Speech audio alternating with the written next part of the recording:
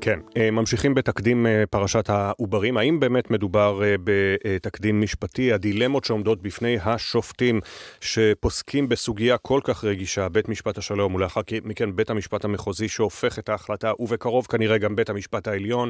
איתנו השופט בדימוס מנחם הכהן, לשעבר שופט וסגן נשיא בתי המשפט לענייני משפחה במחוז ירושלים. שלום לך, בוקר טוב.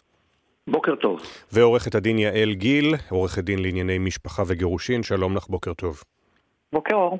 השופט בדימוס מנחם הכהן, אני אפתח איתך ברשותך, כי כששופט פורש ללשכתו לכתוב פסק דין בעניין, בכל פסק דין כמובן אני מניח רועד את היד, כי יודעים שמשפיעים על גורלות של אנשים, אבל בעניין שכזה, בסוגיה כל כך מורכבת, עד כמה הדילמה של השופט, של השופטים, היא משמעותית פה? הדילמה קשה מאוד, לא רק היד רועדת, גם לילות ללא שינה. אני רק אזכיר לך שפסק הדין של בית משפט השלום, של בית המשפט למשפחה, נפתח במילים שלפנינו שאלה ערכית, מוסרית, אתית, פילוסופית, ורק בסוף השופט אומר שהיא רק משפטית. אנחנו צריכים לזכור שדיני המשפחה זה ענף משפטי מאוד דינמי, בצורות המשפחה החדשות, משפחות חד-הוריות, חד-מוניות, מיניות, טכניקות ההולדה החדשות, מעוררות שאלות מאוד קשות שרובן אין להם מענה בחקיקה, אין להם גם מענה משפטי, הם שאלות מוסריות ואתיות, ובאמת הדברים האלה נתונים להשקפת עולמו ולערכיו של כל שופט, ומדירים שינה, בייחוד תיק כזה שיש לו השלכות להמשך חייה של אותה תינוקת, לכל חיה, לעשרות השנים הבאות. כמובן, עורכת הדין יעל גיל, עורכת דין לענייני משפחה וגירושין. שמענו קודם את עורכת הדין שאת מכירה אותה היטב, גלית קרנר, שמייצגת את ההורים המגדלים, וניכר שבאמת התיק הזה בוער בדמה. את עורכי הדין, את ההורים הביולוגיים ייצג עורך הדין שמואל מורן, שכאמור בערכאה הקודמת זכה בה ניצחון, אם אפשר להגדיר את זה ככה. עד כמה העבודה פה היא כל כך משמעותית בסיפור כל כך אנושי וקשה, שכולנו, גם הלא משפטנים שבינינו, מבינים את שני הצדדים בעצם.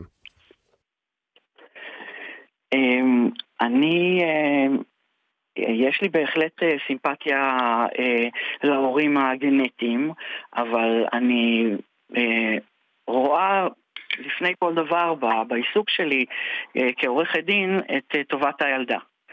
וטובת הילדה בעיניי ולתפיסת עולמי היא להישאר עם האם שילדה אותה והאב שגידל אותה, שני ההורים המגדלים.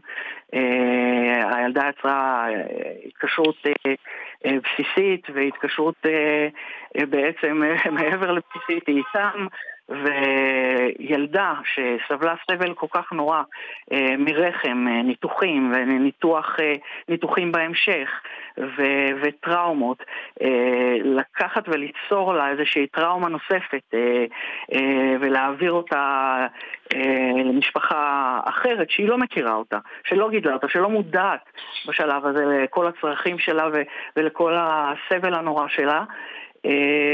זה בעיניי דבר חמור ביותר, ואני קראתי כמובן שגם רשויות הרווחה חושבות דברים דומים, גם הרופא שטיפל בהתחלה הוא אמר שזה ממש מסכן את חייה, ולאחר מכן הוא אמר שרמת הסיכון עד למוות יורדת, אבל עדיין זה מסכן אותה, ואני בהחלט מסכימה עם פסק הדין של בית המשפט המחוזי. וכאשר אתה מסתכל על פסק הדין הזה, השופט בדימוס מנחם הכהן, ואנחנו זוכרים את פסק הדין הקודם של בית משפט השלום, שהורה להעביר אותה להורים הביולוגיים, נמנע פה נזק נפשי לילדה. הנזק הנפשי הזה כמובן בבסיס אולי ההחלטה של השופט? אולי לפני זה נגיד מילה אחת על טובת הילד, מה שדיברה עורכת הדין. הסכנה שמדברים על טובת הילד, שניתן לחשוב שכולם מדברים בשפה אחת, יש הרבה מושגים שכולם חושבים שביטחון מוחלט. מה זה ביטחון מוחלט או מה זה מיטות החמאס? כל אחד חושב את הפרשנות האחרת. וגם על המושג טובת הילד כל אחד מאמיס, כל שופט מאמיס, או כל דיין בבית הדין הרבני, על המושג הזה ניתן אידיאולוגי וערכי משלו. החוק באמת מחייב לפעול על פי טובת הילד, אבל כל אחד מפרש את זה אחרת. ואנחנו רואים בתיק הזה, המומחה דוקטור גוטליב כתב שטובת הילד, או הנזק שיגרם לאותה ילדה, אם היא תעבור להורים הגנטיים, הוא זעום מהנזק מאשר היא תישאר עם ההורים המשמורנים של היום. בית המשפט המחוזי חשב הפוך, שטובת הילדה דורשת הוא גם הסתמך על המחקרים הפסיכולוגיים, על תיאוריית ההתקשרות, שקטין נקשר בשנה הראשונה לחייו, ב16 החודשים הראשונים לחייו, בדמות העיקרית שמטפלת בו, וזה נזק בלתי הפיך אם הוא ינותק. כך שטובת הילד זה מושג ארטילאי, מושג ערכי, וכל אחד יכול לפרש אותו אחרת. ואנחנו רואים ששני המומחים, גם פקידת הסעד המיומנת, פקידת הסעד האזורית, וגם דוקטור גוטליב, חשב שזה אחר.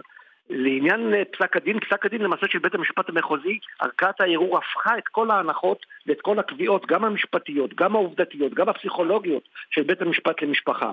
אם בית המשפט למשפחה קבע שהורות גנטית יש לה בכורה על כל הורות אחרת, אומר בית המשפט המחוזי, הפסיקה לא קבעה, הפסיקה עמומה בנושא הזה, ואני קובע, 3 שופטים של בית המשפט המחוזי קבעו שדווקא להורות של אותה אם שהרתה וילדה, מה שמכונה ההורות הפונקציונלית, היא עדיפה.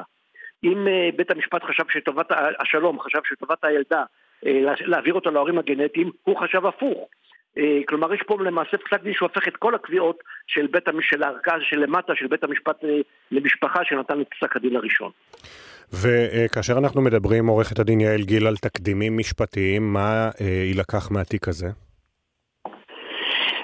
ראשית אני רוצה להשיב לשופט הנכבד שבנוגע למומחה דוקטור גוטליב, המומחה אמר במפורש בראשית הדברים שלו שיש לו הטיית לב, והטיית הלב שלו לתת במקרים דומים להעביר את הילד או להשאיר את הילד אצל ההורים הגנטיים, ומכאן הוא יצא והסיק את מסקנותיו.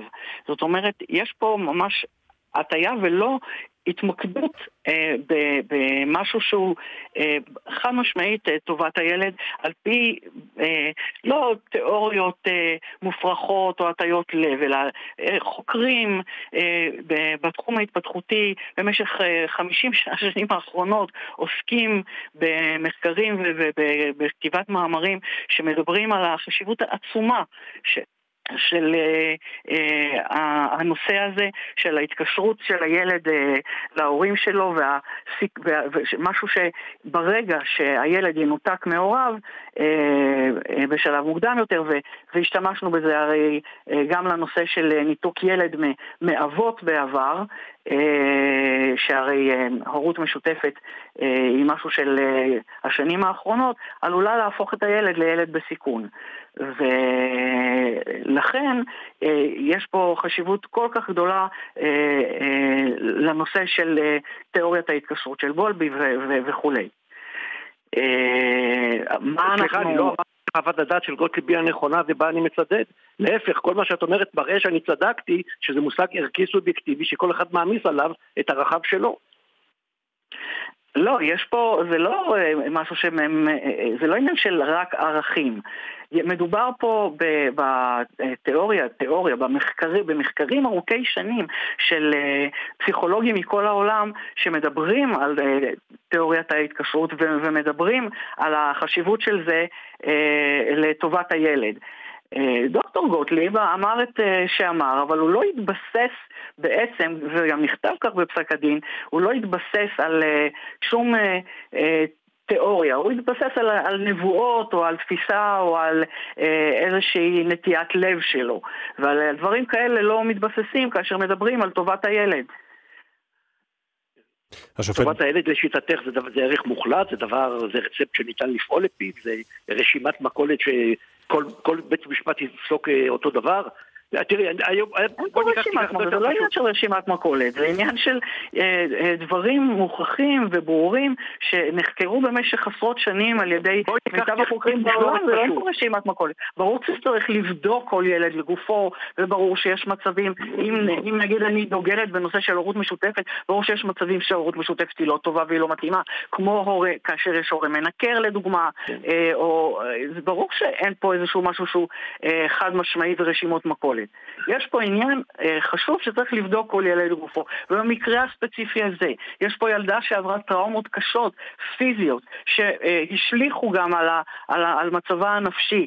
כתוב היה שהיא צועקת ובוכה ויש לה קושי להיפגש עם אנשים זרים וכולי. במצבים האלה להעביר אותה משפחה זה מצב נורא. אוקיי, אנחנו קרובים לסיום. אני מאוד מודה לשניכם, השופט בדימוס מנחם הכהן, שופט בדימוס וסגן נשיא בתי משפט לענייני משפחה מחוז ירושלים לשעבר, ועורכת הדין יעל גיל, עורכת דין לענייני משפחה וגירושין. תודה רבה רבה לשניכם שהצטרפתם אלינו, היה אכן דיון ער. דיברנו קודם לכן עם עורכת